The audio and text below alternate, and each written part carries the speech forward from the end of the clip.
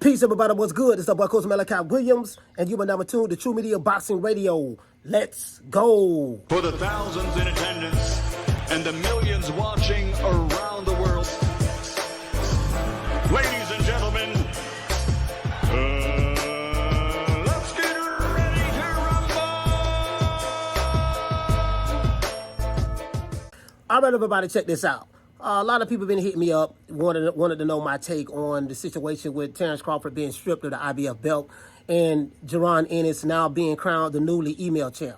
So what it is this here, right? This is what it is. We're going to point out the double standards and the inconsistencies.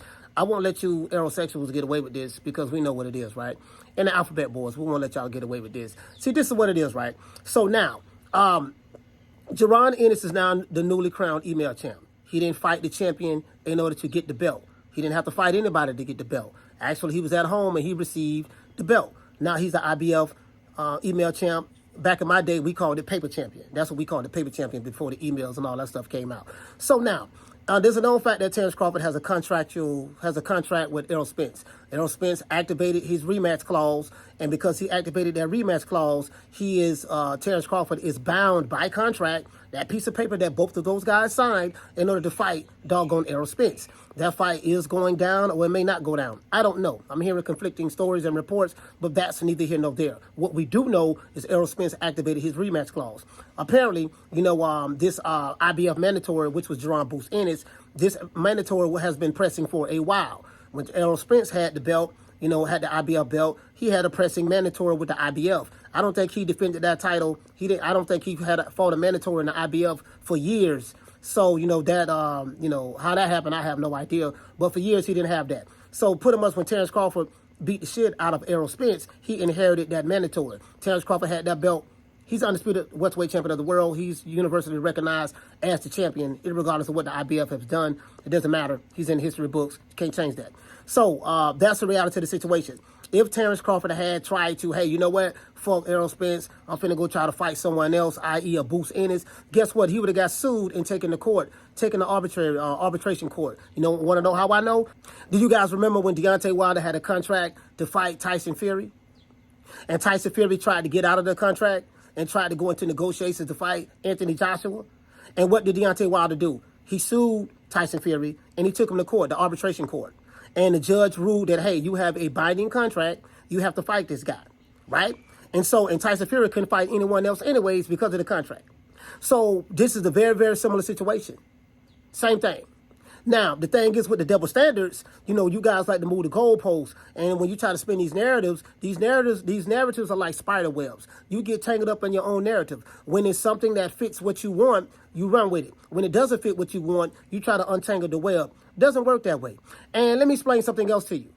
The definition of a paper champion is this: a champion who is considered to be false or fake champion only on paper. What are the reasons? The reasons are being called a paper champion is when you don't fight an opponent for the belt, or pretty much like Edwin De Los Santos and Shakur Stevenson. Even though that they're fighting for a vacant title, but they have to fight for that vacant WBC belt in order to become a champion. So if you don't fight for a belt to become the champion and you get elevated, you are an email champion. Or if you gain the belt by not knocking out the champion, by not fighting the champion. So if you don't fight the champ and you get elevated as being the champion, you are not a champion. Now you are a champion with the sanctioning body, but you won't be universally recognized as the champ because these are the things that are different. Who did Errol Spence have to fight in order to become a champ? Remember, Errol Spence did the heavy lifting. He beat Kell Brook. That's how he got the IBF belt. He beat Sean Porter. That's how he got the WBC belt. And he beat Eudenis Ugas. That's how he got the WBA belt. Who did Terence Crawford beat to become a champion? He beat Jeff Horn. That's how he got the WBO belt. The same Jeff Horn who beat Manny Pacquiao. That's how he got the WBO belt. And he beat Errol Spence. That's how he became the undisputed welterweight champion of the world. So do you see the common denominator? These guys fought somebody and beat somebody in order to become a champion. I.e., that makes them the real champs, right? So now, when Devin Haney got elevated to the WBC super title in the lightweight division, all of the Lomachenko fans and people who did not like Devin Haney or the people who may have liked Devin Haney, you guys call Devin Haney the email champ. Why? Because he didn't beat the champ. he didn't beat Lomachenko in order to become champion. When Janabek was elevated to the WBO strap, you guys remember that? A lot of you guys did not want to call Janabek an email champ. You say, no, man, he ain't no email champ, man. Doggone Andrade didn't want to fight him. But guess what? Who did Janabek beat in order to become the WBO middleweight champion?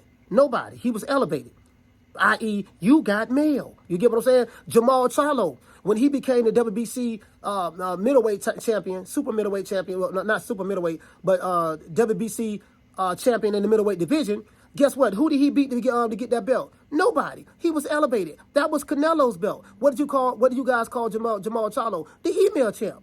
You got mail. You get what I'm saying? Who else? Who else we talking about got elevated? Who else got elevated? Let's see, y'all. Tim Tszyu. I got a list right here. Tim Tszyu. When he received Jamal Charlo's WBO title, what do you guys say? You guys said he ain't no real champ. He the email champ. Why? Because he didn't beat Jamal Charlo in order to become champion. I.e., you got mail. So guess what? We're going to keep that same energy. You don't pick and choose when you want to call somebody the email champ just because you don't like them or you hate them and you want to push your narrative. No. Boots Ennis, Jaron Boots Ennis, guess what? You got mail. You are the new email champion. It's as simple as that. You can't be switching the rules, try to change it up. Now this ain't no shot at Boots. I just want to throw this out there to these quote-unquote newly found Boots supporters who are Errol Spence supporters. And they are disappointed because Errol Spence got knocked out on July 29th. So since he got knocked out on July 29th, now they have jumped on the Boots bandwagon. Anything that you guys jump on, lose. You have a history of this, right? It is what it is. So I just want to throw that out there. That's my take on it. Tune into the show today, 3 o'clock Eastern Standard Time. Today is going to be an ether session.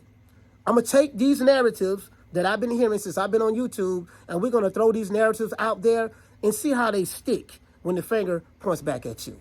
See you guys today, 3 o'clock Eastern Standard Time. Sign up for the newsletter. It should be pinned down to the down below in the description or in the comment section. You know my motto. Don't beat me there, beat me there.